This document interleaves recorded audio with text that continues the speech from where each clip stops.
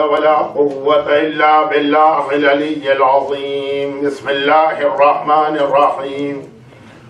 الحمد لله الملك الحق المبين رب الشهداء والصديقين، والصلاة والسلام على سيد الأنبياء وأشرف المرسلين، حبيب إله العالمين، خاتم النبيين، رحمة للعالمين، شفيع المذنبين والمخاطب بطه وياسين، سيدنا ومولانا أبي القاسم محمد. اللهم صل على محمد وآله الطيبين الطاهرين المعصومين المظلومين المنتجبين الميامين، سيما على بقية الله في الأرضين وحجته على العالمين، الإمام المنتظر والحجة الثاني عشر.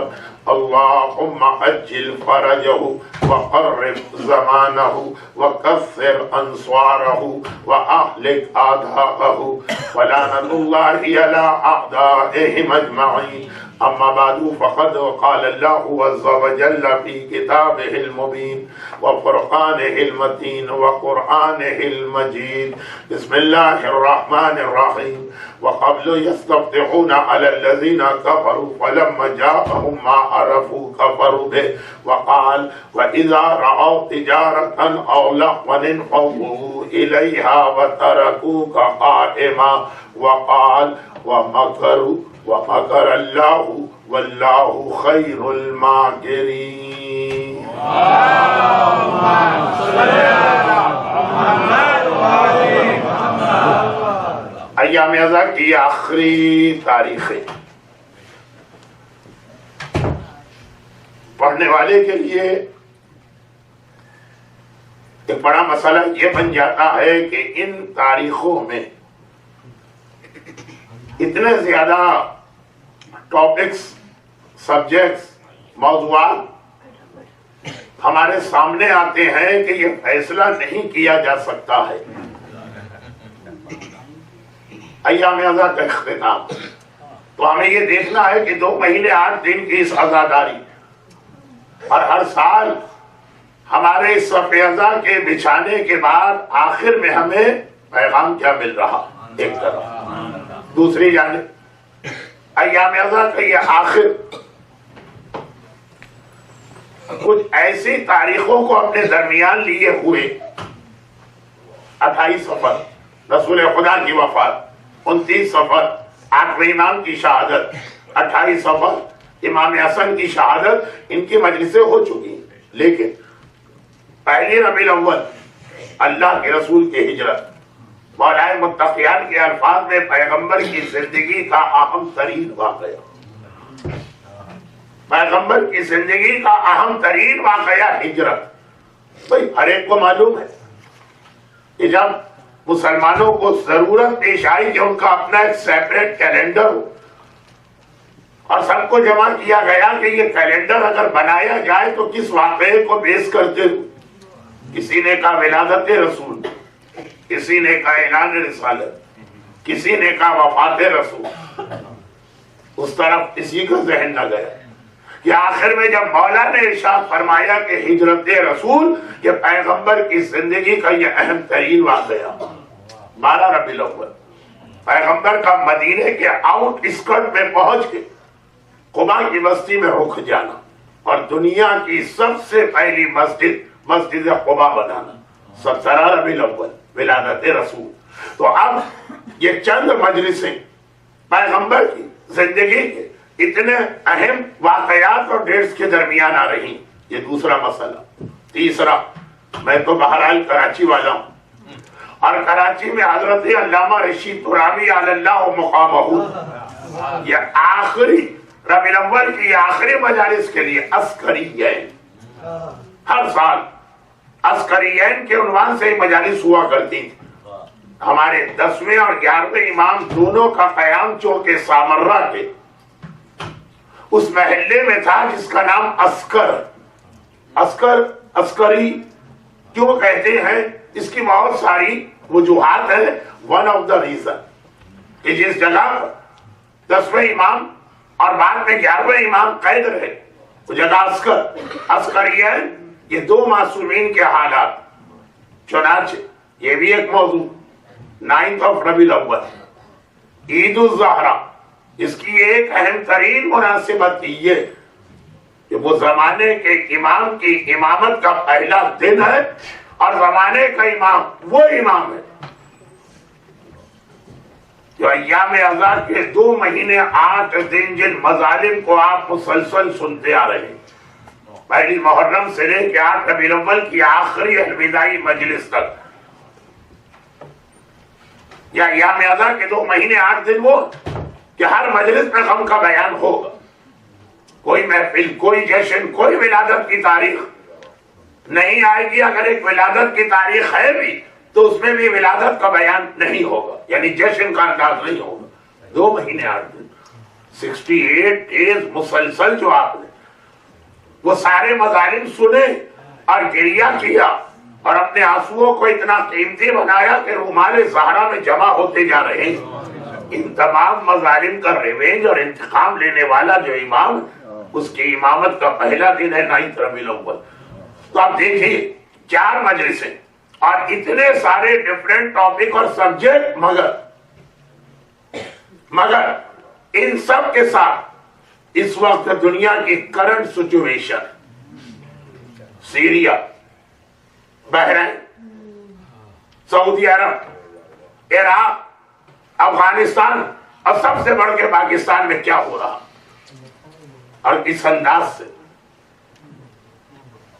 یہ ایسا محسوس ہو رہا کہ حالات بہت تیزی کے ساتھ ظہور امام کی جانب بڑھ رہے ہیں.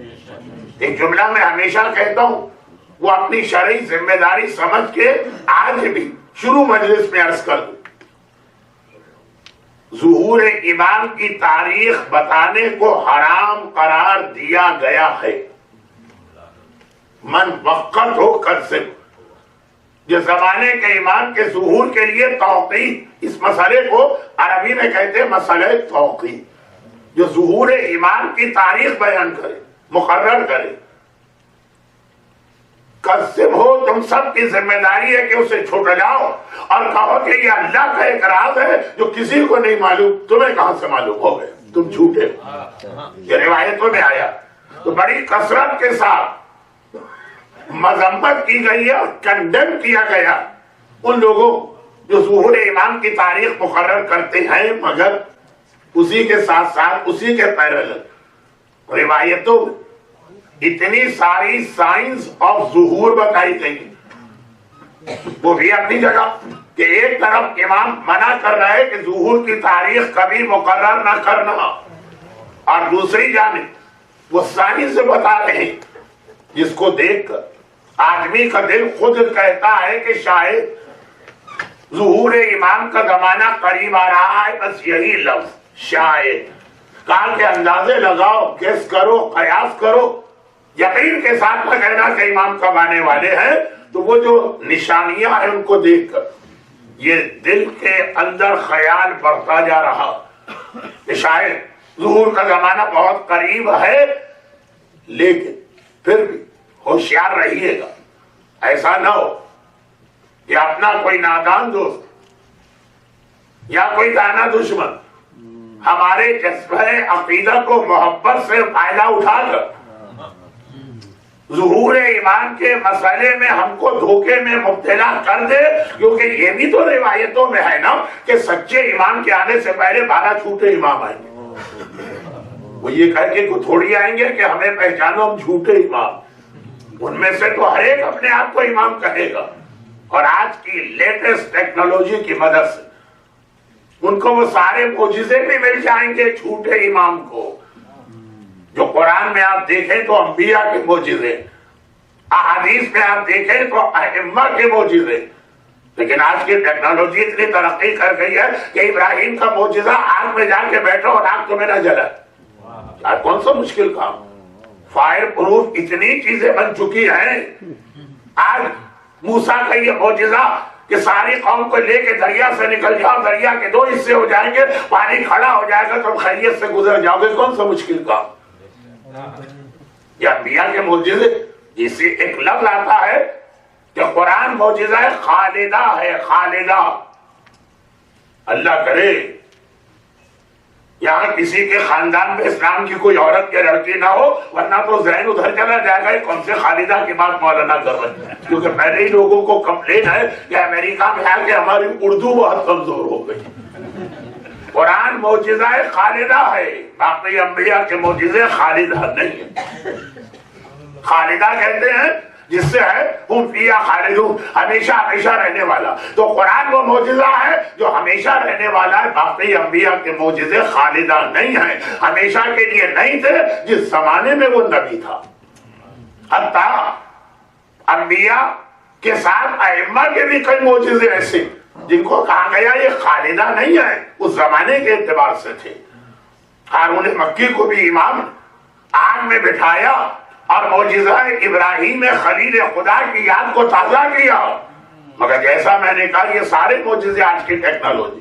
کتنے لوگ ایسے جنہیں معصومین نے اپنے سامنے بٹھایا, کیوں؟ وہ پریشان تھے. مولا میرا بیٹا بہت دور سفر میں گیا ہوا ہے, مہینوں سے اس کی خبر نہیں آئی ہے, دل تڑپا جا رہا ہے. امام نے کہا بیٹھو میں تمہیں تمہارا بیٹا دکھا بھی رہا ہوں اور اس سے بات بھی کرا رہا. یہ کہہ کہ امام عرب میں بیٹھے ہوئے انسان کو, مراکش میں بیٹھے ہوئے انسان سے ملایا باپ اور بیٹے کو. آج بچہ ہماری مجلس میں بیٹھ کے یہی تماشے کر رہا ہوگا. آتے ہیں بچے آئی پیڈ اور آئی فون لے کے, تو کیوں آتے؟ مولانا کی مجلس ریکارڈ نہیں کرنا, لیکن میں نے کہا یہ معجزہ کہ وہ امام کے پیروں کو عقیدت سے چوم کر گیا کہ مولا کیا معجزہ آپ نے دکھایا ہے. لیکن آج کی ٹیکنالوجی, میں یہ بات اس لیے کہہ رہا ہوں کہ 12 یا 40 یا 70 جو جھوٹے امام بنے انہیں آج کی اور ابھی تو اس سے زیادہ ترقی کرنے والی ٹیکنالوجی. یہ بھی روایت کا جملہ ہے کہ آخری زمانے میں مردے بھی زندہ کیے جائیں گے. دیکھیں کہاں تک جاتی ہے دنیا, لیکن ہمارے پاس زیادہ فضول باتوں کا وقت نہیں. تو خلاصہ یہ ہے کہ سچا امام جس کا ہمیں اس لیے بھی انتظار ہے کہ 2 مہینے 8 دن جو مظالم ہم نے ان ظالموں کے سنے, ان کا انتقام اور بدلہ اور ریونج وہ لے گا. لیکن ساتھ میں ہمیں یہ بھی پتا کہ سچے کے آنے سے پہلے 12 یا 40 جھوٹے آئیں گے. بلکہ یہ بھی ایک عجیب جملہ روایت میں ہے, لیکن اس جملے کو بیان کرنے سے پہلے ایک آخری بات اور کہہ دو. آخری بات سے مطلب مجلس ختم ہو رہی ہے؟ جی نہیں, ابھی تو شروع بھی نہیں ہوئی. جو آیتیں میں نے پڑھی ہیں ایک کا بھی ترجمہ نہیں آیا. یہ جو میں آپ کو اپنی ایک پریشانی بتا رہا تھا کہ ان تاریخوں میں کتنے سبجیکٹ اور ٹاپک سامنے آئے, اور میں ایک بات یہ بھی ہے کہ آج کی رات شب جمعہ اور ایام ادا کی آخری شب جمعہ. دنیا میں کہیں بھی مجلس پڑھو, پہلا عشرہ ہو کہ آخری عشرہ, شب جمعہ کے 3 موضوعات اسلام نے سیٹ کیے ہیں اور مجلس پڑھنے والے کی ذمہ داری قرار دی ہے کہ مجمع کو یہ 3 چیزیں یاد دلائی جائیں, چاہے بہت مختصر. شب جمعہ, شب دعا. آج کی رات دعا کی اہمیت, دعا کی فضیلت. شب جمعہ موت کو یاد کرنے کی رات. ہم تو ویسے ہی بدنام ہیں. لوگوں نے کہا بھی ہوگا اچھا وہ آ رہے ہیں جو قبر کا عذاب پڑھتے ہیں. ڈراکولا آف اسلام بھی میرا ٹائٹل ہے, قبر والا باپو بھی میرا لفظ ہے, ملا جہنم بھی مجھی کو کہا جاتا ہے, ملا عذاب بھی میں ہی کہہ جاتا ہوں. ذرا تعارف ہو جائے.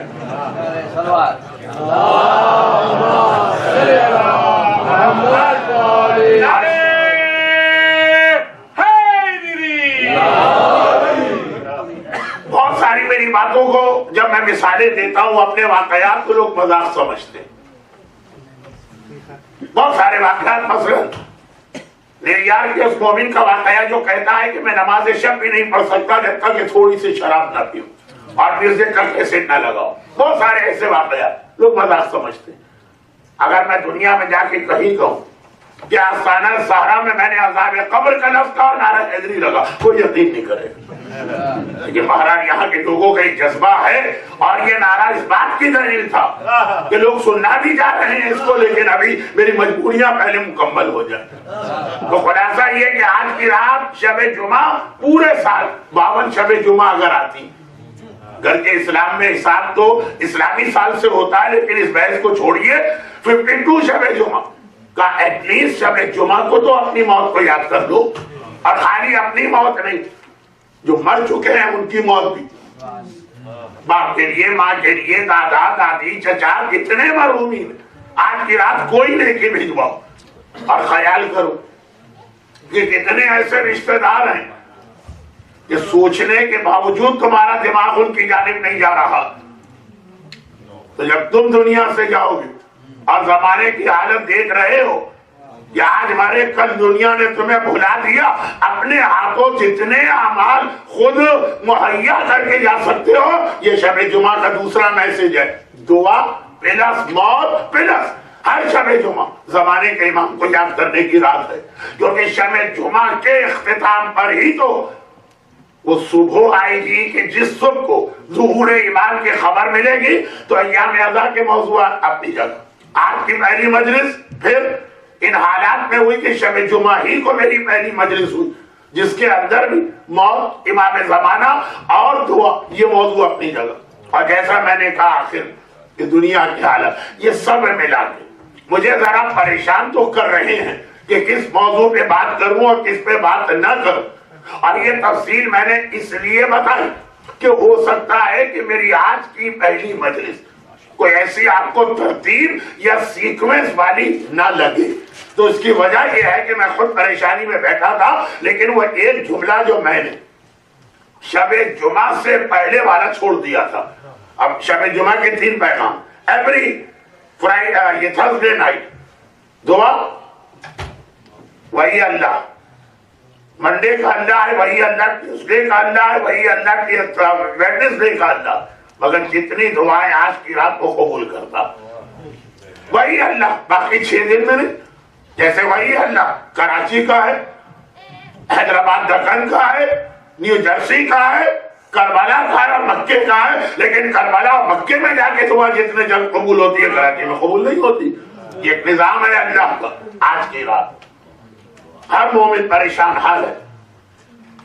میں تو ساری دنیا میں دیکھ رہا ہوں کہ آج کل ایسا ڈپریشن لوگوں میں طاری، پاکستان میں آپ روزانہ خبر سنتے ہیں کتنی شہادتیں ہو رہی، پاکستان کے حالات کی وجہ سے بہت سے دوسرے ملکوں کے حالات پاکستانی مومنین کے ذہن سے نکل گئے، لیکن مثلا جو انڈیا کے مومنین یہاں چلے، انہیں پتا ہے کہ سیریا میں کیا ہو رہا، مگر سیریا کی وجہ سے بحرین آؤٹ آف فوکس آج کل ہو گیا، وہاں بھی کم مظالم نہیں ہو رہے، اور بحرین کی وجہ سے ہمیں پتہ ہی نہیں چل رہا کہ سعودی عرب کے ایسٹرن پروونس میں کیا ہو رہا، وہاں اس سے زیادہ ظلم ہو رہے ہیں جتنے بحرین میں ہو رہے ہیں،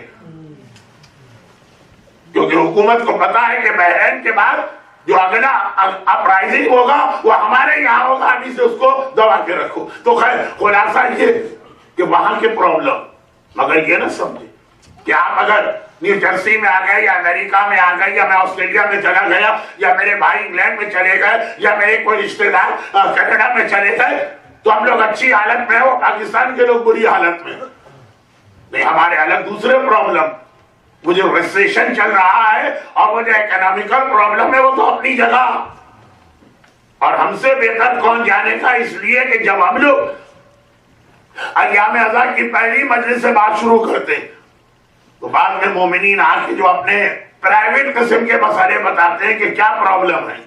کوئی دنیا کا علاقہ ایسا نہیں ملا مجھے جہاں مومن اس وقت سکون کے عالم میں ہو، اور یہ کوئی میں نئی بات نہیں کہہ رہا، جو دعا ہمیں آخری زمانے کی بتائی گئی اس میں 3 ایسے لفظ آئے کہ اسی پہ غور کیجیے، الہی عظم البلا وبرئ الخفا وانکشف وانقطع الرجا وضاقت الارض ومنعت السماء، یہ 3 ٹکڑے، یہ دعا تو زمانے کے امام نے اپنے شیعوں کو تعلیم دی کہ حالت یہ ہے کہ ضاقت الارض، زمین تنگ ہو کے رہ گئی ہے، مومن جائے تو کہاں جائے جہاں اسے راحت و آرام ملے، کہیں فزیکل ٹارچر ہے پاکستان اور سیری، کہیں پہ مینٹل اتنے پرابلم ہے جیسے ویسٹ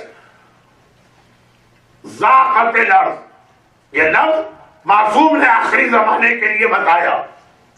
وَمُنِعَتِ السَّمَاءُ، زمین تو زمین، یہ تو ظالموں کے ہاتھ میں ہے جب تک کہ امام نہیں آتے. آسمان ایسا لگ رہا ہے وہاں سے بھی رحمتیں اور برکتیں نازل ہونا ختم ہو گئی. یہ امام فرما رہے ہیں کہ آخری زمانے کی حالت ہوگی. حَتَّى وَانْقَطَعَ الرَّجَاءُ، ایک سہارا انسان کے پاس ہوتا ہے بڑی سے بڑی پریشانی میں، ہوپ، امید.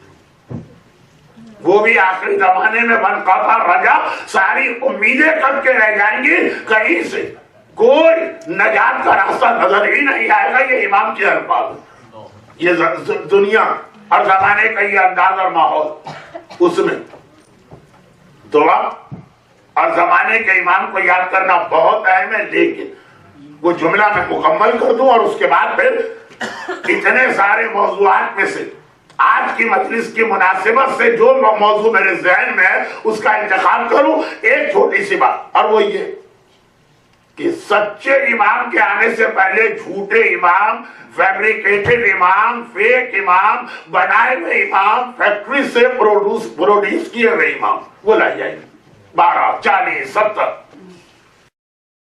مگر اس کے بعد جو ایک بہت عجیب جملہ روایتوں میں ہے، ہم اور آپ سنتے بھی رہتے ہیں، لیکن اس پہ جتنا امام نے جو میسج دیا اس پہ ہمیں جتنا غور کرنا چاہیے اتنا غور نہیں کرتے. امام فرماتے ہیں کہ جھوٹے امام جب آئیں گے نا تو ہمارے چاہنے والے، دیکھیے امامت کا عقیدہ صرف ہمارے پاس اور کسی قوم اور ملت کے پاس یہ عقیدہ نہیں. چنانچہ جھوٹا جو آئے گا وہ ہمارے درمیان ہی کام کرے گا. جیسے مثلا غدیر خم کے اعلان نے جو سب سے بڑا احسان اسلام پر کیا وہ یہ کیا ہے کہ جھوٹی نبوت کا دروازہ بند کر دیا. جس کے پاس غدیر نہیں ہے جھوٹے نبی اسی قوم میں آتے ہیں. جب غدیر جہاں آ گئی وہاں پہ جھوٹے نبی کی گنجائش ہی نہ رہی. اعلان امامت نے بتا دیا کہ اب نبوت ختم ہو گئی، اب کوئی نبی نہیں آ سکتا. اب اگر کوئی ہماری قوم میں آ بھی جائے کہ میں نبی ہوں تو ہم اس کی بات ہی نہیں سنیں گے. لیکن اس کا الٹا مسئلہ کہ مجھے جھوٹے امام آخری زمانے میں بنائے جائیں گے، انہیں کا نام دجال. ابھی بات آ رہی ہے ذرا سی. تو وہ جھوٹے امام جب ہماری قوم میں کام شروع کریں گے تو یہ جملہ روایت کا بڑا عجیب ہے، لیکن ایک ایسا جملہ ہے کہ سملر جملہ پہلا امام بھی اپنے بارے میں کہہ چکا، جو جملہ آخری امام اپنے بارے میں بیان کر رہا. آخری امام کا جملہ اور پھر پہلے امام کے جملے کو دہراؤں گا. آخری امام، جھوٹے امام آئیں گے، اس کا ساتھ دینے والے، اس کی بات ماننے والے، اس کا کلمہ پڑھنے والے پھر بھی ہمارے شیعوں میں سے ہو جائیں گے. اور سچا امام جب آئے گا تو اس کا انتظار کرنے والے بھی اس کے مخالف ہو جائیں گے. جھوٹے کی امامت چل جائے گی اور امام برحق اس پر لوگوں کا یقین نہیں آئے گا. عام لوگ نہیں جو امام کا انتظار کر رہے ہیں. اور آج میں نے قرآن کی 3 آیتوں کی تلاوت کی ہے، 2 کا میسج یہی. پہلی آیت سورہ بقرہ کی آیت نمبر 89، قبل یستفتحون علی الذین کفروا فلما جاءہم ما عرفوا. قرآن ہر ایک کے گھر میں جا کے دیکھ لیجیے. اچھا یہ تو زندگی بھر کی ہیبٹ ہے تو میں یہ کہہ گیا، ورنہ آج کل یہ کہنے کی ضرورت نہیں. ابھی میں مجلس میں آیت پڑھ رہا ہوتا ہوں کہ آئی فون پہ کھٹ کھٹ کھٹ قرآن پہ گئے، آیت کو چیک کر کے کنفرم کیا یا دکھا دیا کہ مولانا آپ غلط کہہ رہے ہیں، یہ نہیں آیت. 89 آیت سورہ بقرہ، قبل یستفتحون علی الذین کفروا. قرآن کہتا کہ اللہ کی حجت کے آنے سے پہلے یہ دعا کرتے تھے اس کے آنے. فلما جاءہم ما عرفوا، جب وہ آ گیا جسے یہ پہچان گئے. یہ بھی ایک مسئلہ کہ اگر امام صحیح سچے امام برحق آئے تو ہم پہچانیں گے کیسے کہ یہ صحیح امام ہے کہ نہیں. اس کی وجہ سے اگر ہم کنفیوز ہوئے اور ہم نے ہیزیٹیشن کیا اب کچھ ڈیلے کیا تو کوئی گناہ نہیں. لیکن قرآن کہتا ہے ما عرفوا، پہچان لیا کہ یہ سچا رسول ہے، پھر بھی کفروا میں ہی اس کا انکار کر دیا۔ پہچاننے کے بعد، معرفت کے بعد آخر ایسا ہوتا کیوں ہے؟ تو میں نے دوسری آیت جو تلاوت کی اس میں 2 میجر ریزن بتائے گئے۔ یہ آیت میں نے اس لیے تلاوت کی کہ آج کی شب جمعہ ثواب لینے والے مغرب اور عشاء کی نماز میں یہ سورہ پڑھتے ہیں، سورہ جمعہ، اور کل نماز جمعہ میں تو یہ سورہ پڑھا ہی جاتا ہے۔ کیا ہے؟ وَإِذَا رَأَوْا تِجَارَةً وَلَهْوًا۔ یہ آیت نازل ہوئی مدینے والوں کے لیے، مکے والوں کے لیے نازل نہیں ہوئی۔ What is the difference between مدینے والے اور مکے والے؟ مکے میں رسول آئے، خود سے آئے، مکے والوں نے نہیں بلایا۔ ابو جہل نے نہیں کہا تھا کہ اے رسول آ جائیے، ان کے لیے تو پیغمبر ایک برڈن، ایک لائبلٹی، ایک مصیبت بن گئے، نعوذ باللہ۔ مکے والوں نے رسول کو کبھی نہیں بلایا، مدینے والے تھے جو باقاعدہ ڈیلیگیشن پہ ڈیلیگیشن بھیج رہے ہیں، یا رسول اللہ چھوڑیے مکے کو، ہم آپ کے استقبال کے لیے بیٹھے، آئیے، آپ کی خاطر ہم اپنے شہر کا پرانا نام بدل دیں گے، یثرب ہے نا، مدینہ تو نبی رکھ دیں گے، ہماری عورتیں، ہمارے مرد، ہمارے بچے، ہمارے بوڑھے، ہمارے جوان سب آپ کو ویلکم کہہ رہے ہیں، اور آپ کے نام پہ جان قربان کر دیں گے۔ ذرا فرق دیکھیے گا، ایک قوم مکے والی، اس نے رسول کو نہیں بلایا، وہ اگر رسول کی مخالفت کرے تو سمجھ میں آتا، نعوذ باللہ۔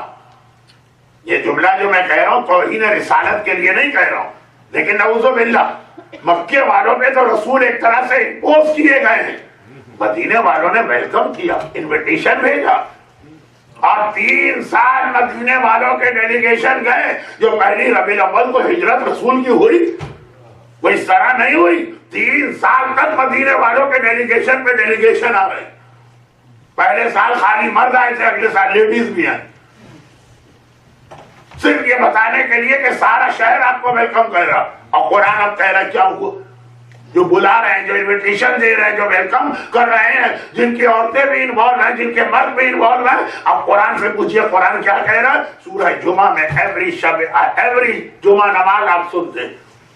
اگر یہ آیت مکے والوں کے بارے میں ہوتی تو سمجھ میں آ جاتا، مدینے والے یعنی انویٹیشن دینے والے، آجل کہنے والے، آ جائیے کی آواز لگانے والے۔ اور قرآن کہتا ہے وَإِذَا رَأَوْا تِجَارَةً، انہی مدینے والوں رسول کو بلا تو لیا، اب رسول نماز پڑھانے کے لیے کھڑے ہوئے، یہ سب پیچھے کھڑے۔ جہاں کوئی تجارت کی بات ہوئی، پیسے کی بات آئی، مال دنیا کی بات آئی، انفضوا الیہا، یہ بلانے والے، دعوت دینے والے، تڑپنے والے، اپنی عورتوں تک کو پیغمبر کے مسئلے میں انوالو کرنے والے، ان کی حالت قرآن کے اندر انفضوا الیہا، یہ رسول کو چھوڑ کے بھاگ گئے۔ وَتَرَكُوكَ قَائِمًا، تجھے نماز کے قیام میں اکیلا چھوڑ دیا۔ دولت، پہلا مسئلہ یہ مال، اس کی محبت، لیکن یہ پھر بھی سمجھ میں آتا، پیسے میں کشش ہے، ڈالر میں کشش ہوتی ہے، لیکن قرآن کہتا ہے وَإِذَا رَأَوْا تِجَارَةً أَوْ لَهْوًا، تجارت تو تجارت، کوئی کھیل تماشا، کوئی انٹرٹینمنٹ کی بات آئی، پیغمبر نماز پڑھا رہے ہیں، پیغمبر کے پیچھے جماعت کی نیت کے ساتھ کھڑے ہیں، کھیل تماشا نظر آیا، پیغمبر کو اکیلا چھوڑ کے بھاگ کے اتر جاتے۔ کھیل تماشے میں تو ملے گا بھی کچھ، لیکن قرآن نے 2 بڑے ریزن بتائے، میجر ریزن۔ دعوت دے کے بلانے والے چھوڑ کے بھاگ جاتے ہیں۔ قرآن ہسٹری کی کتاب نہیں، کیا آپ کہیں کہ وہ رسول اللہ کی لائف ہسٹری جمع کر رہا؟ قرآن پریکٹیکل کتاب ہے، قرآن کتاب ہدایت ہے، قرآن صرف وہ چیز ڈسکس کرتا جس کا ہماری پریکٹیکل لائف سے کوئی تعلق ہو۔ چنانچہ جن چیزوں پہ مسلمان علماء سر پھٹول کرتے ہیں، قرآن اس کو کوئی اہمیت ہی نہیں دیتا، اگنور کر کے آگے بڑھ جاتا۔ موسیٰ اور خضر کی ملاقات ہوئی، ملاقات کیا ہو؟ اللہ نے آرڈر دیا موسیٰ خضر کے شاگرد بن۔ اتنا ڈیٹیل واقعہ آیا ہے سورہ کہف میں، کہیں نام ہی نہ لیا کہ خضر کا نام کیا۔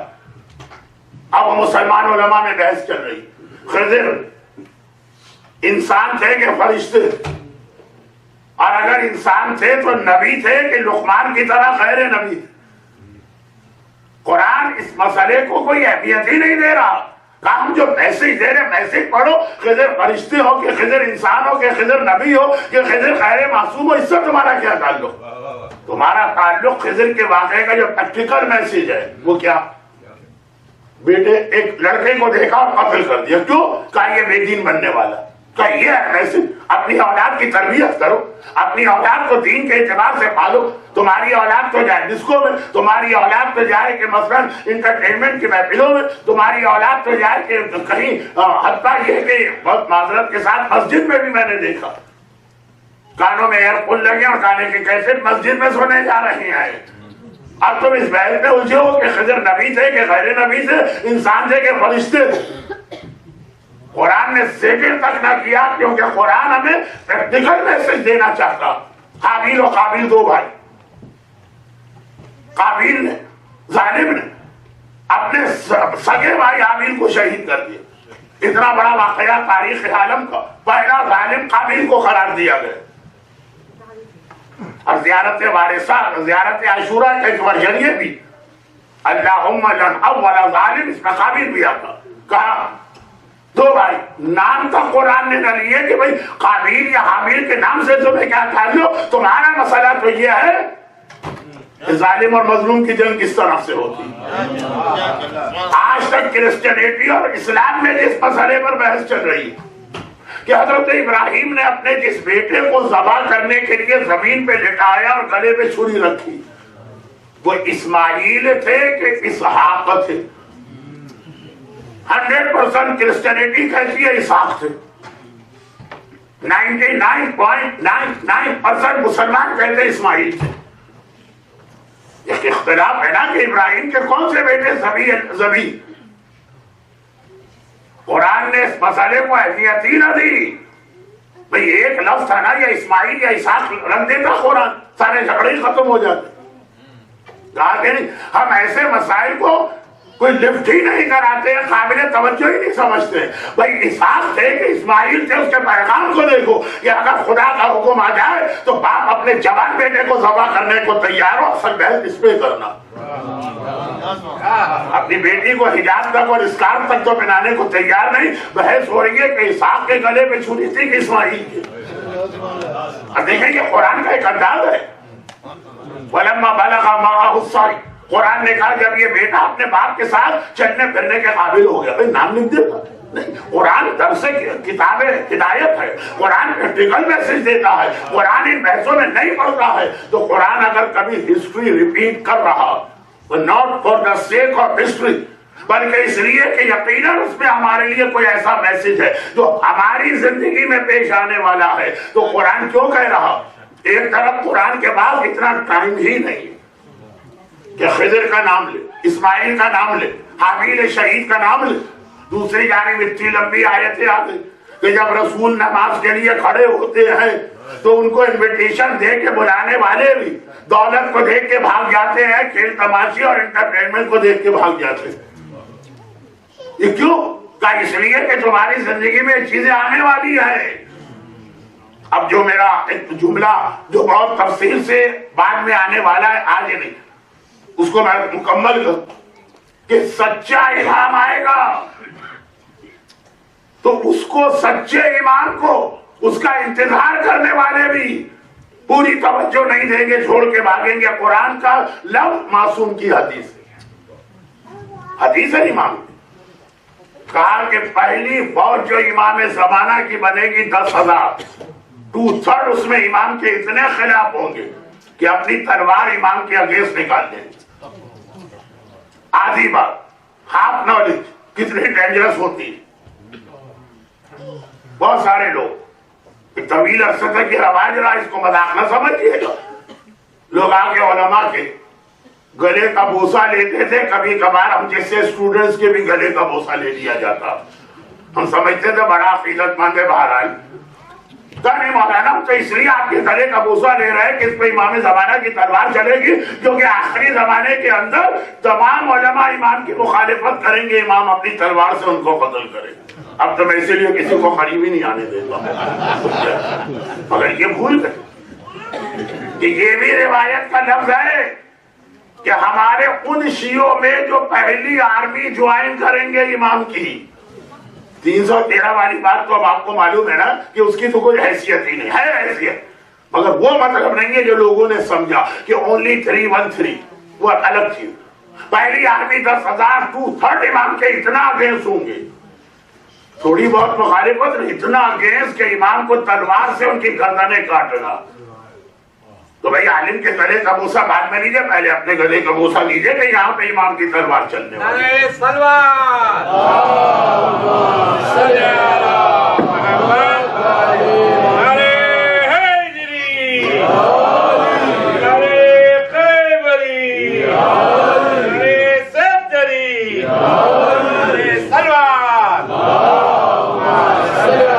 سنا ہے یوگا میں کچھ ایسے طریقے سکھائے جاتے ہیں کہ اب خود آدمی اپنی گردن کا بھی شاید بوسہ لے سکے، یوگا جائے جہنم میں۔ ہمارا مسئلہ یہ انکمپلیٹ بات، بحیثیت مجموعی جب کوئی قوم بنتی ہے نا تو سب لوگ اس کے اندر بنتے ہیں، عالم بھی، عام آدمی بھی، مرد بھی، عورتیں بھی، بچے بھی، اور جب بگڑتی ہے نا تو سب لوگ اس میں بگڑتے ہیں، ساری ذمہ داری۔ اور اب دیکھیے اس وقت پاکستان کی تاریخ کی سب سے بڑی کامیابی 2 دن پہلے کوئٹہ کے شہداء کے حوالے سے حاصل ہوئی۔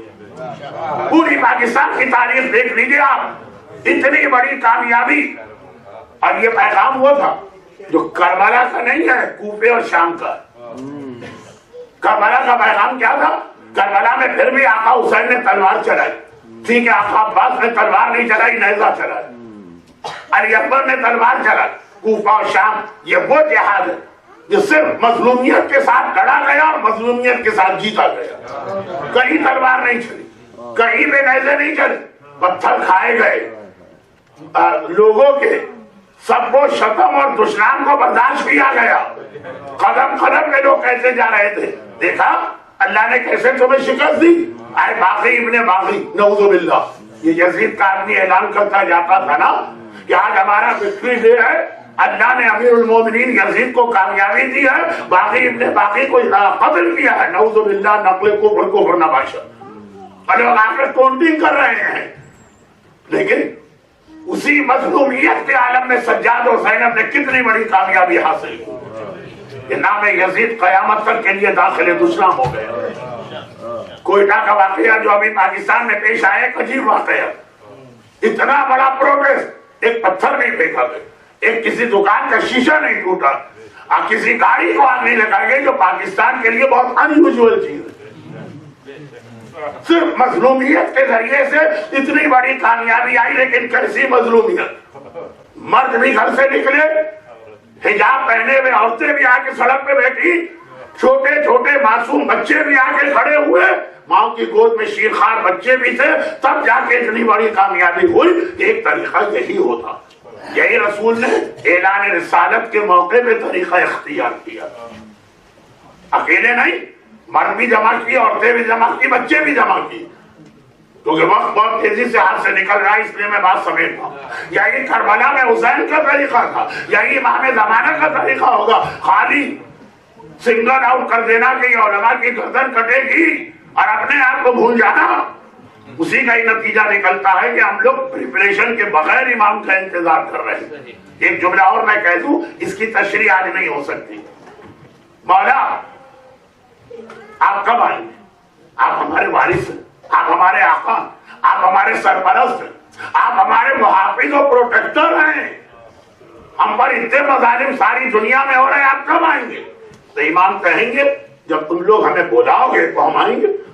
تو مولا کیا ہم آپ کو بلا نہیں رہے؟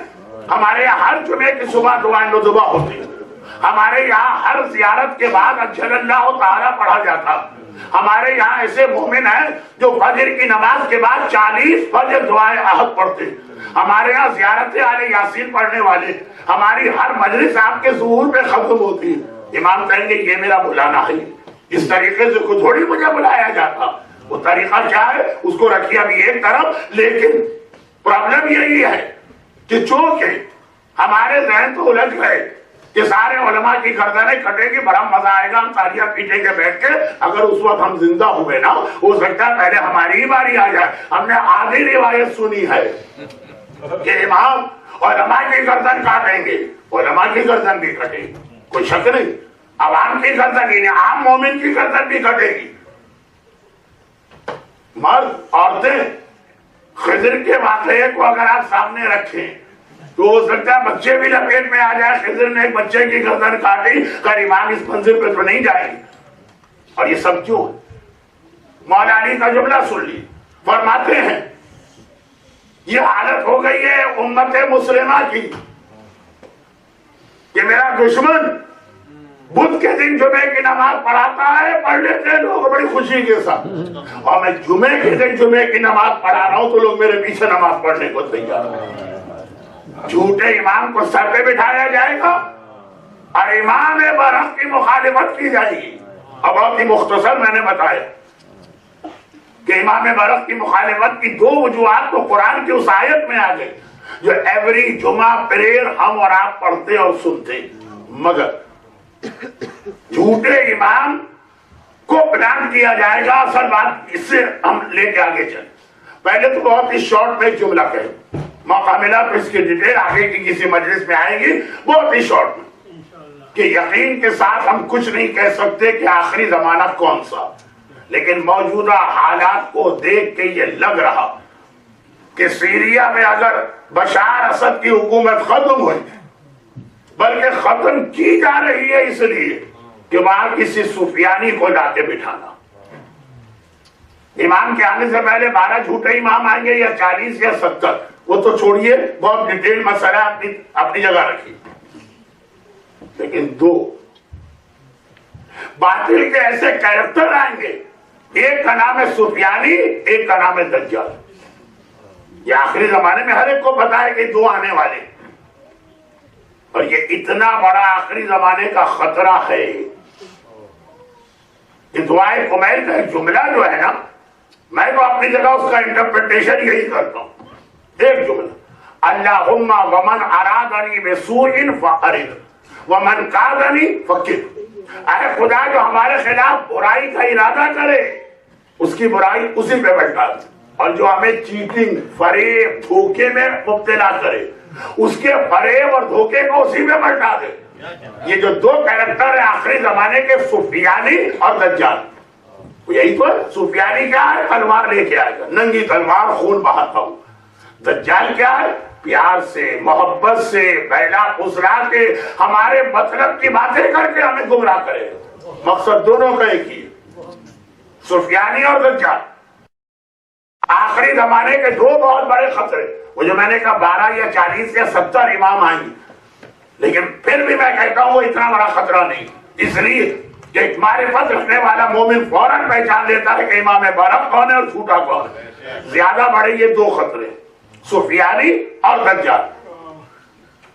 اس میں بھی دجال زیادہ بڑا ہے، لیکن پرابلم یہ کہ دجال آئے گا اس وقت کے پہلے سفیانی آئے، تو سفیانی کو لا کے بٹھایا جا رہا۔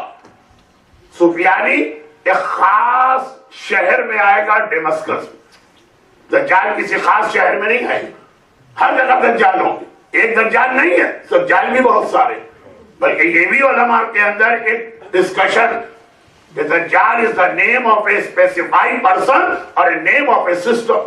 وہ اپنی جگہ، کیونکہ شام کے حالات دجال کے لیے نہیں، شام کے حالات سفیانی کے لیے، اس لیے میں ابھی اپنے آپ کو سفیانی تک محدود رکھتا ہوں۔ صرف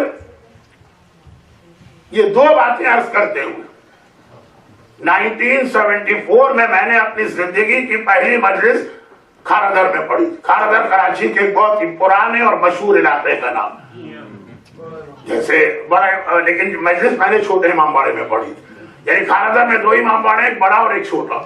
تو اب نیا جو ذاکری خطیب آتا ہو تو چھوٹا ہوتا ہے نا، تو پہلے اس کو چھوٹے امام باڑے میں پڑھایا جاتا ہے، جب وہاں کچھ ایکسپیرینس ہو تو بڑے میں آتا۔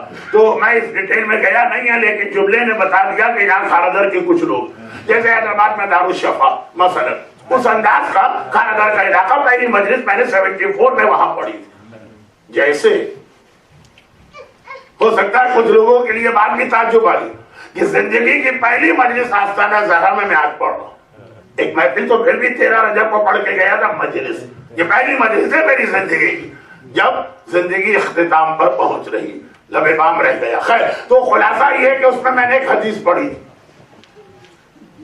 اور وہ مجلس بھی امام زمانہ کے حوالے سے تھی اور اس زمانے میں لوگوں نے بہت پسند کی. اس میں ایک حدیث میں نے پڑھی تھی, میں پڑھتا جا رہا تھا. تو پہلی مجلس تو کون آدمی سوچ سمجھ کے پڑھتا. اب ایک لفظ ہے پتہ نہیں انگریزی میں کیا کہیں گے, اردو میں رٹافیکیشن کہتے ہیں. رٹ کے آیا تھا, پڑھتا گیا حدیث میں پڑھ رہا ہوں. میرے دماغ میں بھی نہیں تھا کہ میری زندگی میں یہ حدیث اس طرح سے پوری ہو, بلکہ حدیث پڑھتے وقت بھی میں سوچ رہا تھا کہ یہ حدیث کا زمانہ ہی نہیں رہا. دنیا ترقی کر رہی, 20th سینچری کا لاسٹ کوارٹر شروع ہونے والا. ہیومنٹی, ہیومن رائٹس, انسان بہت کلچر اور سویلائز ہوتا جا رہا. تو یہ حدیث پڑھ دو, کتاب میں لکھی, لیکن میں سمجھ رہا تھا کہ کم سے کم 500 سال سے پہلے تو یہ حدیث پوری نہیں ہوئی.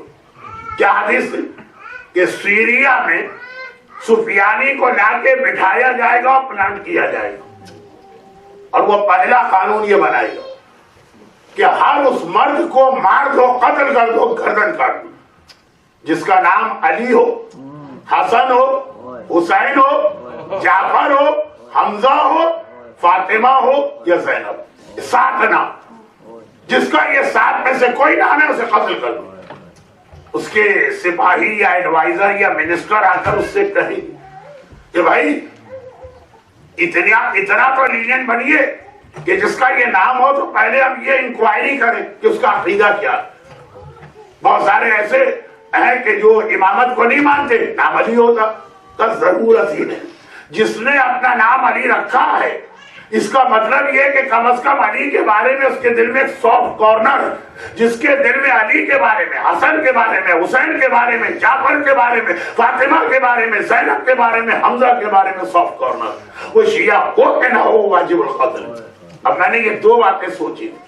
نمبر 1, دنیا ترقی کر رہی, ایسا کیسے ہوگا کہ خالی نام کی وجہ سے لوگوں کو قتل کیا جائے. اور چلے ایک آدھ کوئی کیس ہو, روایت میں تو ہے کہ اتنا قتل عام کرے گا یہ شیعوں کا کہ جب زمانے کے امام ظاہر ہوں گے اور مسجد کوفہ میں انٹر ہوں گے تو مسجد کے صحن میں گھٹنوں تک شیعوں کا خون ہوگا, جس سے گزر کے امام آگے بڑھیں گے. اتنا قتل نام پر. عقل قبول نہیں کر رہی ہے. اگر حدیث کا تو یہی مسئلہ ہے کہ اگر پتہ چل گیا قول امام ہے, عقل مانے کہ نہ مانے, قول امام کے سامنے اپنے آپ کو بھی جھکانا اور اپنی عقل کو بھی جھکانا. یہاں امام کا قول آ گیا. ہماری عورتوں کی سمجھ میں حجاب نہیں آ رہا, ہمارے بچوں کی سمجھ میں میوزک حرام ہونا نہیں آ رہا, ہمارے بوڑھوں کی سمجھ میں تقلید نہیں آ رہی. لیکن جہاں حکم امام آ گیا, خالی اپنی پیشانی کا سجدہ نہیں کرنا, اپنی عقل کا سجدہ بھی کرنا حکم امام کے سامنے. تو خیر یہ بات تو آتی رہے گی, لیکن خلاصہ یہ کہ بہرحال حدیث پڑھی پھر میں, جبکہ میری عقل بھی کہہ رہی تھی کہ 1974 میں دنیا اتنی ترقی کر گئی, UN ہے اور ہیومن رائٹس ہے اور یہ ہے, ایسا کیسے ہے کہ زمان. اور پھر امام کا لفظ تھا کہ وہ اپنے دشمنوں کے گلے کاٹے گا اور گردن کاٹے گا. میں نے کہا دنیا اتنی ترقی کر گئی, اب یہ چھری اور چاقو اور تلوار اور خنجر کا زمانہ نہیں ہے. بکرے کا گلا بھی آج کل چھری سے نہیں کاٹا جاتا ہے, مشینیں آ گئی ہیں. اور پھر کوئی مسئلہ ہے کہ وہ گوشت حلال ہے کہ حرام. جہاں واجب ہے وہاں بھی اب چھری استعمال کرنا مشکل ہو رہا. تو دنیا کی ترقی. جیسے اکثر لوگ بچے پوچھتے ہیں نا کہ مولانا یہ جو ہے کہ امام زمانہ تلوار لے کے آئیں گے تو یہ میزائل کی اور لیزر گائیڈڈ کی اور ڈرون کی ٹیکنالوجی میں تلوار کا کیا کام. یہ 74 میں نے اپنے آپ سے پوچھا کہ اگر سفیانی اتنا ظالم بھی ہے تو یہ مشین گن اور اسٹین گن اور کلاشنکوف کے زمانے میں یہ گلے کاٹنے کی روایت کہاں سے آ گئی. میں نے کہا شاید یہ محاورہ تھا. مجھے کیا معلوم تھا کہ 35 سال کے اندر اپنی آنکھوں سے دیکھوں گا. آج آپ پاکستان میں کتنے واقعات سنتے ہیں, سیریا میں بھی یہی واقعات پیش آ رہے, عراق میں بھی یہی واقعات پیش آ رہے, نام معلوم کر کے قتل کیا جا رہا. علی نام ہے, حسن نام ہے, بحرین وہاں بھی یہی کیفیت, خالی نام پر. اور آج کی اس ترقی یافتہ دنیا میں صاحبان ایمان کو بکرے کی طرح سے اس طرح خنجر سے ذبح کیا جاتا ہے یا چھری سے. کہ یوٹیوب پر کلپ ہم تو دیکھ بھی نہیں سکتے، ہم سے دیکھا نہ جائے. لیکن یہ سفیانی کی پہلی علامت تھی جو 74 میں سوچ بھی نہیں سکتا کہ اس طرح پوری ہو، اب پوری ہو رہی. اور دوسری بات کہ سیریا کو وہ دشمنان اہل بیت کا ایسا گڑھ بنا دے گا. یہ روایتوں میں سفیانی کی 3 نشانیاں ہیں جو تینوں پڑھنے کا نہ وقت ہے نہ ضرورت. صرف میں توجہ مبذول کرا رہا ہوں کہ یہ حالات، یہ والے حالات جو اب آج میں نے تھوڑے سے پڑھے، ہمیں مجبور کرتے ہیں کہ اپنے زمانے کے امام کی معرفت کو اور پکا کریں. جھوٹا امام لا کے ہمارے عقیدے کو نہ خراب کر دیا جائے تو آپ دوسری نشانی وہ دشمنان اہل بیت کا مرکز بنا دے. دیکھیے سیریا کے جو یہ فریڈم فائٹر ہے، ان کا ایک ایجنڈا، اور وہ ہڈن ایجنڈا نہیں، اوپنلی کہتے ہیں اور بار بار کہتے ہیں کہ ہمارا agenda top of the list ہے کہ سیریا میں جناب زینب کے روضے کو ختم کرنا ہے، ڈیمولش کرنا ہے، کیونکہ یہ شرک اور بدعت کا گڑھ بن گیا ہے. اور اسد خاندان نے سب سے بڑی خیانت یہ کی کہ شرک اور بدعت کے مرکز کو سیریا میں لے کے آ گئے. کھلا کہتے ہیں. ایسا نہیں کہ ان کے دل کی حالت ہم کو پتا ہو کہ وہ دشمن اہل بیت زبان سے وہ ایسی بات نہ کہا، ایسا نہیں. کھلا کہتے ہیں کہ ہمارا قبضہ ہونے دیجیے. اب دیکھیے پچھلے سال اپریل میں سیریا کی زیارت کر رہا تھا، جون میں میرے بھائی گئے تھے. کتنے اطمینان سے زیارتیں ہو رہی، دیکھتے ہی دیکھتے کتنا مشکل ہو گیا. اور اب یہ زینبیہ، ابھی تک زینبیہ اور جناب سکینہ کا روزہ محفوظ ہے. ریومر آتی رہتی ہیں لیکن وہ ریومر ابھی تک یہ دشمن وہاں تک پہنچ نہیں پائے. ان 2 روزوں پہ اٹیک نہیں ہوا. ہاں زینبیہ میں نماز پڑھنے والے کئی علماء 1 بائی 1 شہید کیے گئے. جناب سکینہ یا رقیہ کے روزے پہ نماز پڑھانے والے شہید ہوئے، لیکن روزے اب تک محفوظ ہے. ان کا یہ ایجنڈا اور ہڈن میں کھلا. اور ایسا بھی نہیں ہے کہ یہ اس پہ عمل نہیں کریں گے. مدینے میں ہماری آنکھوں کے سامنے جنت البقیع کی سارے قبریں ڈیمولش کی گئی اور کھلا ہو کر لی. بلکہ اب جو نیا مسجد النبوی کا ایکسٹینشن پلان آیا ہے روضہ رسول کو بھی توڑنا، جو انٹرنیٹ پہ موجود ہے. لیکن یہ تو ایک طرف رکھیے، جب ایجپٹ میں مبارک کے خلاف موومنٹ کامیاب ہوا تو جو وہاں پہ فریڈم فائٹر تھے، پہلا کام انہوں نے یہ کیا کہ قاہرہ میں 2 ہماری بہت اہم زیارتیں، ایک مسجد الراس، وہ مسجد ہے جہاں آقا حسین کا کٹا سر. پہلا کام یہ کیا کہ اس مسجد راس پہ اٹیک کیا. اور قاہرہ میں جناب زینب کبریٰ کا ایک بہت شاندار روضہ، پہلا کام یہ کیا کہ اس کے اوپر اٹیک کیا. اب یہ تو کہیے کہ خود ہمارے اہل سنت بھائی برادران اہل سنت ان دونوں زیارتوں کے پروٹیکشن کے لیے آئے اور ان کو بھگا دیا مار کے. لیکن اس کے علاوہ مصر ہماری 23 اور زیارتیں ہیں جن پر ان لوگوں نے حملہ کیا فریڈم فائٹر. سیدہ نفیسہ کا روضہ. لیکن بات میں یہ کہہ رہا تھا کہ سیریا میں بھی اوپنلی وہ یہ کہہ رہے ہیں، اور یہ روایتوں میں کہ سفیانی کی خاصیت یہ ہو چن کے سارے دشمنان اہل بیت کو یہاں جمع کرے. سفیانی بہت قریب آپ پہنچائے، بظاہر ایسا لگ رہا صاحبان ایمان کے لیے بہت بڑا خطرہ ہے. لیکن آپ حضرات ایک اطمینان کی سانس لے کر کہہ سکیں گے ہاں سفیانی بہت بڑا خطرہ ہے، علی اور فاطمہ اور زینب اور حسن اور حسین کا نام لے کے لوگوں کو قتل کر رہا. لیکن اچھا ہے نا کہ وہ مڈل ایسٹ میں، اچھا ہے نا کہ وہ انڈیا اور پاکستان میں، الحمدللہ ہم تو وہاں سے نکل آئے بڑے اچھی حالت میں. کبھی کبھار پاکستان کے مومنین کو یاد کر کے کچھ لوگ اس طرح سے افسوس کرتے ہیں کہ لگتا ہے کہ افسوس کم کر رہے ہیں. ان کو بے وقوف زیادہ سمجھ رہے، ہم کو دیکھو ہم نے کس طرح اپنی زندگی بنا لی. لیکن وہی بات کہ آخری زمانے کا ایک خطرہ نہیں ہے سفیانی، 2 خطرے. ایک کا نام سفیانی ہے، ایک کا نام دجال. سفیانی کا کام ہے تلوار کے ذریعے لوگوں کو قتل کرنا، دجال کا کام ہے بہلا پھسلا کے قتل نہیں کرنا، ایمان چھین کے لے جانا. سفیانی ہمیں شہید کر سکتا ہے، ہمارے ایمان پہ حملہ نہیں کر سکتا. پوچھئے پاکستان کے کسی مومن سے جو اس مجمع میں بیٹھا ہو کہ پاکستان میں جتنے مظالم ہوئے جلوس میں پارٹیسپینٹ کی تعداد کم ہوئی ہے کہ ڈبل اور ٹرپل اور 4 گنا ہو گئی. مجلس میں جانے والے ڈر کے گھر بیٹھے ہیں کہ اب عورتیں بھی یہ کہیں کہ مجلس میں آتی ہیں کہ زیادہ سے زیادہ کیا مارے جائیں گے نہ تو مر جائیں گے. سفیانی کے مظالم کے نتیجے اسلام اور دین اور ایمان کمزور ہوا ہے کہ طاقتور ہوا. لیکن جہاں دجال کا کام چل رہا, دجال تلوار سے آپ کو کچھ نہیں کرے گا.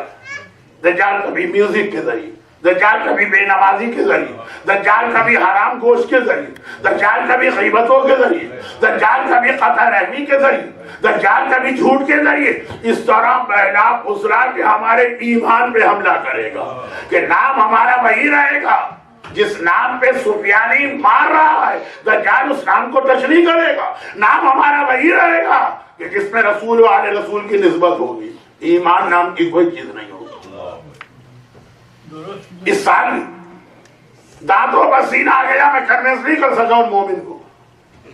تمہارا امامی شیعہ اور کہہ رہے میں امام حسن کو امام ہی نہیں مانتا. وہ تو نعوذ باللہ عیش و آرام کی وجہ سے انہوں نے معاویہ کے ہاتھ پہ بیعت کر دی. سمجھا کے کہ رسول خدا نے بھی صلح حدیبیہ کیا نہیں مانتے. اب دجال ایسا بنائے, یہ زیادہ بڑا خطرہ ہے. سفیانی نے ہماری گردن کاٹ دی, ہمارا ایمان بچ گیا. دجال گردن نہیں کاٹے گا, ایمان لے کے جائے گا. تو اے مغرب میں رہنے والوں, پاکستان کے حالات دیکھ کر, افغانستان کے حالات دیکھ کر, بحرین کے حالات دیکھ کے خالی ایک ہمدردی کر کے نہ رہ جائیے. وہ بھی بہت ضروری ہے. اپنے اور اپنی اولاد اور اپنے گھر والوں میں بھی نگاہ ڈالیے. کہیں ایسا تو نہ ہو کہ جان بچ رہی ہو اور ایمان ہاتھ سے نکل رہا ہو. بس ایک بات کا اور خیال رکھیے تاکہ کل میں اپنے عنوان پر آ جاؤں. آج شب جمعہ کی وجہ سے اور کرنٹ افیئرز کی وجہ سے اصل ٹاپک کل آئے گا. لیکن بس ایک آخری بات وہ یہ کہ ہاں اس گئے گزرے دور وہ مومنین بھی غنیمت جو اسلامی دنیا کے حالات پہ ایک افسوس تو کرتے ہیں. ایسے بھی لوگ ہوں گے جو اس طرح اپنے کاموں میں لگے, ان کو افسوس بھی نہیں کرنا. یہی کہتے ہو کہ جہنم میں جائیں وہ لوگ اپنی غلطیوں کا نتیجہ بھگت رہے, ختم بات. لیکن جو لوگ سمجھدار وہ افسوس کرتے, لیکن خالی افسوس سے کام نہیں چلے. اس کے بعد ایک مرحلہ اور آتا, ذرا سوچیے. آج کوئٹہ کے واقعات کے بعد 2 دن میں کراچی میں 3 شہادتیں ہو چکی. صرف کراچی کی میں بات کر رہا ہوں, پاکستان کے ہر گاؤں میں یا بڑے شہر میں یہی کہانی ہے. ایک جب کوئی آدمی شہید ہوتا ہے, چاہے پاکستان ہو, چاہے سیریا ہو, چاہے بحرین ہو, لیکن پاکستان میں زیادہ, تو ایک کے شہید ہونے کا مقصد یہ ہے کہ 10 آدمی بے گھر ہوتے. ہمارے ایک ارننگ ممبر ہے فیملی, یا نہیں کہ شوہر بھی گھر سے نکلا کام کے لیے, بیوی بھی گئی, بیٹے بھی گئے, بیٹیاں بھی گئی, نہیں بس صرف ایک کماتا ہے 10 کھاتے ہیں. سسٹم اچھا ہے کہ سسٹم برا, اس کو چھوڑی. ایک مارا گیا تو اس کا مقصد یہ ہے کہ 10 آدمی بے گھر ہوئے ہیں. فالو اپ بھی تو کرنا ہے نا. اتنی شہادتیں ہو گئی. اگر آپ کبھی کوئٹہ جائیں تو بہشت زینب جائیے گا, کوئٹہ کا قبرستان جہاں شہداء کی قبریں. اور کراچی جائیں تو وادی حسین میں جائیے گا, سپر ہائی وے پر, جہاں پہ کراچی کی شہداء کی قبریں. آپ حیران ہو جائیں, دیکھتے ہی دیکھتے قبرستان اتنی تیزی سے بھر گئے ہیں شہیدوں کی قبروں سے. مگر ہر شہید کو 10 سے ملٹیپلائی کر سوچیں ان کے گھر والے, بوڑھے باپ بھی ہے, بوڑھی ماں بھی ہے, جوان بیوہ بھی ہے, چھوٹے چھوٹے یتیم بچے بھی. اور یتیم کے حوالے سے ایک روایت اس لیے اس وقت پڑھ رہا ہوں کہ شب جمعہ کا آخری حق بھی ادا ہو جائے, اور بس مسائل شب جمعہ کا آخری حق بھی ادا ہو جائے. موت اپنی قبر کو یاد کرے, قبر میں کیا چیزیں کام آئیں گی, اور جو آپ کے مرحومین دنیا سے چلے گئے ہیں ان کی آپ کیا مدد کر سکتے ہیں. چھوٹی سی ایک روایت. مجوسی آتش پرست جو 2 خدا کو مانتے ہیں, ایک نیکی کا خدا اور ایک برائی کا خدا. یزدہ اور احمد بہرحال ایک عجیب قوم ہے آتش پرست. گرچہ نجاست طہارت کے اعتبار سے آج کے مراجع یعنی آیت اللہ سیستانی اور رہبر آغا خامنائی نے فتویٰ دیا کہ ان کی وہی کیٹیگری ہے جو اہل کتاب کی ہے, یعنی یہودی اور عیسائی کی طرح یہ پاک. البتہ شادی کے حوالے سے روکا. آتش پرست مجوسیوں میں ان کی فقہ کا ایک مسئلہ, جو مسئلہ آج کل ویسٹ میں بہت اٹھ رہا وہ تو نہیں اس سے ملتا جلتا. ان کی فقہ کا ایک مسئلہ ان کی شریعت کا. ان کے یہاں محرم سے شادی جائز. بیٹے کو حق ہے اپنی ماں سے شادی کرنے کا اگر ماں راضی, بھائی کو حق ہے بہن سے شادی کرنے کا اگر یہ دونوں آپس میں راضی. تو ایسا یہ گھناؤنا عمل ہے کہ جو مسلمان ہیں وہ عام طور پر اس کی وجہ سے کراہیت اختیار کرتے ہیں. شہر کوفہ معصومین کے بعد کا واقعہ. شہر کوفہ کیپٹل رہ چکا ہے. کوفہ کیپٹل میں مسلمان بھی ہوتے ہیں, کافر بھی ہوتے ہیں, اہل کتاب بھی ہوتے ہیں, ہر مذہب کے لوگ کیپٹل میں آتے ہیں. ایک مسلمان اپنے گھر میں سو رہا, آج کی رات شب جمعہ, آپ جا کے سو جائیں. امام کا جملہ ہے کہ آپ کے مرنے والے رشتے دار, مرے ہوئے رشتے دار ساری رات آ کے آپ کے گھر میں فریاد کریں گے. کسی کی مرحومہ ماں آئے گی, کسی کا مرحوم باپ گھر کے باہر فریاد کریں گے ہمارے نام پہ ایک لقمہ کھانے کو دے دو, تمہارا کوئی نقصان نہیں ہوگا, قبر میں ہمیں بہت فائدہ ملے گا. اب یہ سو رہا, خواب میں اس نے کسی مرحوم کو نہیں دیکھا. خواب میں اس نے دیکھا رسول خدا اس کے پاس آ رہے ہیں اور اس سے کہہ رہے ہیں کہ کیا میرا ایک کام کرے گا. تڑپ کے اس نے کہا یا رسول اللہ میں آپ کا کلمہ پڑھتا ہوں, آپ کے نام پہ جان قربان. تو کہا کہ فلاں گھر میں جا اور جا کر اس سے کہے کہ میں نے بچی کی دعا سن کے تجھے جنت دلوا دی. اور اس کی آنکھ کھل گئی. خواب اپنے کنٹرول میں نہیں ہے کہ آدمی چاہے کہ کچھ دیر اور کنٹینیو کروں, آنکھ کھل گئی. انتہائی پریشان. دیکھیے خواب میں کوئی ایسی عجیب بات نہیں, کیوں پریشان ہوا؟ بھئی جاؤ اس گھر میں, مثلا پیغمبر نے کہا ہوگا کہ ہاؤس نمبر 12 میں جاؤ, یہ میسج دے دو, چلے جاؤ. نہیں, پرابلم یہ ہے کہ وہ گھر ایک مجوسی کا جو بدترین دشمن اسلام ہے. خالی یہ بات نہیں, لاسٹ ویک اس نے اپنے بیٹے کی شادی کی اور اپنی بیٹی سے کی, سگے بھائی کی شادی سگی بہن سے کی تھی. تو مسلمان ایک تو ویسے ہی ذرا دور دور رہتے تھے, اور اس مجوسی سے تو خاص طور پر جس نے ایسا خلاف فطرت و خلاف حیا اور خلاف شریعت کام کیا. اور پیغمبر کہہ رہے اس سے جا کے کہو اس کو جنت مل گئی. اس کو جنت کیسے مل سکتی؟ چنانچہ یہ ساری رات جو ریمیننگ نائٹ تھی اور سارا دن پریشان ہو. اگلی رات کو سویا, پھر پیغمبر خواب میں آیا, اے شخص میرا کام کرے گا؟ یا رسول اللہ میں آپ کا کلمہ پڑھتا ہوں, جان حاضر, اس گھر میں جا, یہ پیغام دے میں نے بچی کی دعا سن لی ہے, تجھے جنت مل گئی. پھر آنکھ کھل. تیسری رات پھر وہی بات.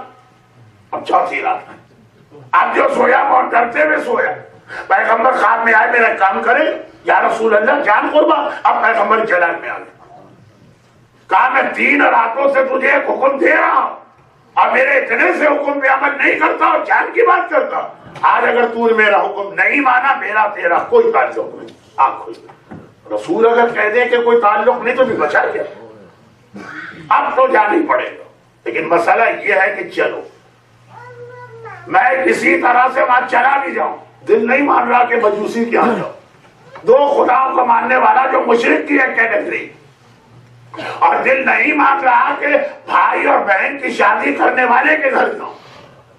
2 ہی چیزیں تو ہے نا, ایک عقیدہ ایک عمل, دونوں اس کا خراب. لیکن پیغمبر نے اتنا جلال کے عالم میں کہا کہ اب تو جانا, مگر اب خیال یہ ہے کہ میں وہاں گیا اور میں نے اس سے کہا کہ میرے رسول نے تجھے جنت دلوا دی, تو رسول کو مانتا تھا, وہ تو مذاق اڑائے گا, کٹھا لگائے گا, پیغمبر کی شان میں گستاخی کرے گا, میری وجہ سے پیغمبر کی شان میں گستاخی ہو. دیکھیں ایک مثال دے رہا ہوں, اس کو مثال ہی کی حد تک رکھی. کوئی ہمارے پاس آئے اور اگر کہا میں نے کل خواب دیکھا یزید نے تمہیں جنت دلوائی, ہمارا کیا ریئیکشن ہوگا؟ پہلے تو ہم کہیں کہ دنیا کی سب سے بڑی افواہ, اور پھر کہیں گے آ جاؤ یزید سے اپنی جنت اپنے پاس رکھے, میں نے خود تو جنت لے لے, ہمیں جنت دلوانے آیا بڑا ہو, ہمیں نہیں چاہیے اس کی جنت. ہم یہ کہہ بھی دیں ہمیں نہیں چاہیے, واقعا اگر یزید کی کوئی جنت بھی ہو ہمیں نہیں چاہیے. پیغمبر کی شان میں گستاخی کرے گا, اس کے یاد تو پیغمبر کا وہی اسٹیٹس. لیکن اب اتنے سخت ورڈنگ میں پیغمبر حکم دیا تھا کہ نو چوائس, چنانچہ آگے گا. وہاں گیا, اس گھر پہ جا کے نوک کی. پہلے تو چاروں طرف دیکھ رہا ہے کوئی مسلمان نہ دیکھنے پائے, ورنہ سارا محلہ میرا بائیکاٹ کر دے گا. دروازہ کھولا, مجوسی آیا, کیا بات ہے؟ وہ بھی حیران ہو گئے, وہ مسلمان تو میرے یہاں نہیں آتا, میرے پاس میری قوم کے لوگ آتے. کہا کہ جلدی سے پہلے مجھے اپنے گھر میں بلا لو پھر بات کروں گا. اس نے کہا جو. اب وہ گیا باہر, مہمان کا ایک احترام ہے, لے کے آیا, کمرے میں بٹھایا, کیا بات. اب یہ سر جھکا, رسول کی بات اس سے کیسے کہے جو دشمن رسول. سر جھکا کے کہتا ہے کہ میرے رسول نے پیغام بھجوایا کہ بچی کی دعا میں نے قبول کر لی ہے, تجھے جنت مل گئی. اور اب یقین ہے کہ وہ قہقہ لگا کے ہنسے گا اور ٹونٹنگ کرے گا. مگر اچانک کان میں عجیب آواز ہے. جیسے ہی اس نے یہ کہا کہ میرے رسول نے یہ پیغام بھجوایا, مجوسی کہتا ہے اشہد ان لا الہ الا اللہ وحدہ لا شریک لہ واشہد ان محمد رسول اللہ. گواہی دیتا ہوں کہ رسول سچا رسول ہے. اب وہ خالی تیرا نہیں رہا, وہ میرا بھی رسول ہے. اب اسے حوصلہ ہوا. اب ایک مرتبہ چہرہ اٹھا کے آنکھوں میں آنکھیں ڈال کے face to face eye contact, کہا کہ آخر یہ جملہ سن کے تو نے اسلام کیسے قبول کیا. کہا جو رسول ایک ایسی بات کو سن لے جو کسی نے نہیں سنی سوائے میرے, اور آ کر تجھے خواب میں پیغام دے, اس کی سچائی میں کیا شک. کہا مجھے بتاؤ تو صحیح. کہا سن, تمہیں پتا ہے کہ لاسٹ ویک میرے گھر میں شادی تھی. ہاں تھی, اور بیٹا اور بیٹی دونوں ہی میرے تھے, سگے بھائی بہن کی شادی, تو سارا انتظام مجھے کرنا تھا. اب بارات تو کہیں نکلی ہی نہیں. ہمارے یہاں کی بچیاں ہوتی کتنی مایوس ہوتی, نہ کوئی مہندی ہو سکی, نہ کوئی سانچہ ہو سکا, نہ کوئی آرتی مصحف. بھائی بہن کی شادی میں کیا کریں گے یہ سب. لیکن دعوت تو کرنا تھی, اور ڈبل دعوت لڑکے کی طرف سے ملن کی, اور مجوسی عام طور پہ پیسے والے ہوتے. چنانچہ میں نے اپنی ساری قوم کے لوگوں کو بلایا. غریب کو کھانا کھلانا آسان, سوکھی روٹی بھی کھلا دیجیے شکر کر کے جائے گا. پیسے والوں کو کھانا کھلانا بہت مشکل. گوشت اچھا نہیں تھا, بورچی اچھا نہیں تھا, مسالے صحیح نہیں تھے, بڈھے کا گوشت لگ رہا ہے, جوان کا گوشت لگ رہا ہے, پتہ نہیں کہاں سے لے کے آئے تھے. یہ مرنے والے کے والد تو جہنم میں جائیں گے جب ایسا کھانا یہ کھلا رہا. مسئلہ پیسے والوں کو کھانا کھلانا بہت مشکل ہوگا. غریب کو کھانا کھلا کے دیکھیے, آپ کو واقعاً جائیے عراق, یتیم بیوائیں وہاں بھی ہاتھ نہیں پھیلاتے, لیکن ذرا وہ روٹی آپ ان کو دے دیجیے گا جو آپ کے دسترخوان پر بچ گئی تھی اور آج ٹریش میں پھینکنے جا رہے ہیں. کیا دعائیں آپ کو ملے گی. اور اپنے ان ساتھیوں کو جو $100,000 سالانہ تنخواہ دیتے ہیں, ان کے بہترین دعوت بھی کر کے دیکھیے, تو ایسا لگے گا آپ نے کچھ کیا ہی نہیں. خیر, تو کہہ رہا ہے کہ اب بڑے بڑے پیسے والے آ رہے تھے, کیونکہ مجوسی اور بزنس میں سب بڑے بڑے, تو بہترین باورچی اور بہترین کھانے, اور یہ ڈشوں میں ڈشیں تیار ہو رہی ہیں. میرے گھر کا پورا سیٹ, دیکھ, باورچی, یہ سب انتظام ہو رہا, اور میں سپرویژن بھی کر رہا ہوں. ادھر بیٹا اور بیٹی آتے ہیں کہ بابا فلاں مہمان آئے, جا کے اس کو ویلکم کیا, لا کے بٹھایا, پھر ادھر کے باورچی گڑبڑ نہ کر دے, پیسے والوں کو کھانا کھلا. میرے گھر کے بالکل برابر تو تمہیں پتا ہے نا کہ ایک مسلمان کا مکان, چند دنوں پہلے اس کا انتقال ہو گیا تھا. جوان تھا, اس کی بیوہ جوان ہو گئی, چھوٹے چھوٹے اس کے یتیم بچے اور بچیاں. میں نے کبھی توجہ ہی نہیں دی. مسلمان مسلمانوں کو دیکھے, کافر کافروں کو. اب میں جب یہ سارے انتظام کر رہا تھا, میں نے دیکھا کہ برابر کے گھر سے اس کی چھوٹی بچی کی آواز آئی, 3 سال کی ہوگی یا 4 سال. اماں, آج ہمارے پڑوسی کے گھر میں کتنے اچھے اچھے کھانے پک رہے ہیں, اور تم نے تو ہمیں 2 دن سے کچھ بھی نہیں کھلایا ہے. پاپوں کے مارے بری حالت, شاید یہ کچھ ہمیں بھی بھجوا دے. اور میں نے سنا کہ اس کی ماں نے اس کو ڈانٹا. ارے بھرا ہوا ہے پورا محلہ مسلمانوں سے, آج تک کوئی مسلمان آ کے نہیں پوچھ رہا ہے کہ بہن تمہارے بچے اور بچیوں پہ کیا گزر رہی ہے جب تمہارا شوہر مارا گیا. تو یہ تو کافر ہے, ہمارے رسول کا دشمن ہے, یہ ہمارا خیال کیوں کرے. ماں بیٹی کی بات. اچھا اب دیکھیے ایک بات اور یاد رکھیے, غلطی وقت بہت گزر گیا, لیکن سوری کیونکہ آج شب جمعہ موضوع بہت جمع ہو گئے. ایک چھوٹی سی بات, کبھی آپ کسی کو پورا قرآن سنا دیجئے, اس پہ اثر نہیں ہوگا. اور کبھی ایک چھوٹی سی بات اس طرح دل میں جا کے لگتی ہے کہ آدمی پورا کا پورا چینج ہو جاتا. اب وہ بچی نے ایک جملہ کہا, اپنی ماں سے کہا, میں نے سوچا میرے گھر میں آج سینکڑوں مہمان آئے اور سب اپنے گھر میں مجھ سے اچھا کھاتے ہوں گے, اور میں ان کے لیے تو اتنے کھانے پکا رہا ہوں, اور میرے دیوار برابر 2 دن کے فاقے سے ننھی یتیم بچی جس کو ایک روٹی نہیں ملی ہے, اور آج بھی وہ فاقہ کرے, بس ایک دم میری حالت بدل گئی. میں ڈاکٹروں کو بلاتا ہوں, بازار جاؤ اور جو مسلمان باورچی ملے 4-5 لے کر آؤ، فوراً جاؤ اور جتنے پیسے مانگے، اچھا ایسا پھینک تماشا دے، جب پیسے دینے کو تیار ہے ڈبل ٹرپل اجرت آگے باورچی۔ اب میرا بیٹا آیا، بابا وہ فلاں سیٹ آیا ہے اس کو بٹھا دو، میرے پاس ٹائم نہیں۔ میری بیٹی آئی کہ بابا فلاں سیٹھانی آئی ہے، یہ بھی ایک ٹائٹل ہوتا ہے سیٹھانی یا شیخانی، میں نے کہا بٹھا دو اس کو۔ اب میرا پورا میرا کنسنٹریشن ادھر۔ میں نے ان کو کہا تو مسلمان جتنے کھانے یہاں پکڑے ہیں وہ چھوٹے چھوٹے اسکیل پر 4 آدمی 5 آدمی کے لیے سب بناؤ اور جلدی سے جلدی بناؤ، جتنے پیسے چاہو گے ملے۔ اب پیسے دے رہا، سارے کھانے تیار ہوئے، میں نے اپنی کنیز کو بلایا، کہا چل میرے ساتھ۔ برابر کے گھر میں گیا، دروازے کو نوک کیا، شاید اس گھر پہ پہلی مرتبہ یعنی شوہر کے مرنے کے بعد پہلی مرتبہ کوئی آیا تو بڑی حیرت کے ساتھ دروازہ کھولا، پردے کے پیچھے سے پوچھا بھائی کون؟ میں نے کہا بہن میں تمہارا پڑوسی، آج میرے گھر میں ولیمے کی دعوت ہے، میں تمہارے لیے بھی کھانا لے کے آئی ہوں۔ میں نے دیکھا وہ ہیزیٹیٹ کر رہی، میں سمجھ گیا۔ میں نے کہا گھبراؤ نہیں، سارے باورچی موجود ہے، سب مسلمان، میں تمہیں وہ کھانا نہیں کھلا رہا ہوں جو تمہارے یہاں غلط یا حرام ہے، مسلمان سے پاک کھانا پکا کے۔ اب جب یہ کہا اور ماں 2 دن کے جس کے بچے یتیم بچے واقعے کے عالم میں، اب کیا ہیزیٹیٹ کر؟ اس نے دروازہ کھولا، کنیز اندر گئی، کھانا صحن میں رکھا، سارے بچے دوڑ کے آ گئے، سارے بچے 2 دن کے بھوکے کے سامنے کھانا آ گیا، کیا حالت ہوگی؟ اور اس میں نے دیکھا بچے کھانے میں ٹوٹ رہے ہیں، میں آوازیں سن رہا ہوں۔ چھوٹی سی بچی نے ایک جملہ کہا جو نہ اس کی ماں نے سنا نہ کسی بھائی بہن نے، صرف میں نے سنا۔ اس نے کہا یہ کافر تو کتنا اچھا کافر، میں قیامت کے دن اپنے جد رسول خدا سے کہوں گی یہ جہنم میں نہ جلے، اس کو جنت میں لے کے جائے۔ 3 سال کی بچی اپنے بھول پانے میں ایسا ہی تو کہے گی نا کہ میں اپنے نانا سے کہوں گی نانا یہ جنت میں جہنم میں نہیں چلنا چاہیے۔ تم نے آ کے وہی جملہ دہرایا کہ رسول نے کہا ہے کہ میں نے بچی کی دعا سن لی اور جنت میں بھجوایا۔ میرے دل نے کہا گھر کے صحن میں 3 سال کی بچی کی آواز سننے والا رسول اور پیغام دینے والا رسول، اس کی سچائی میں کوئی شک نہیں۔ خاموش، اس تیاری کا نام مرنے والوں کی یہ مدد کی جاتی ہے۔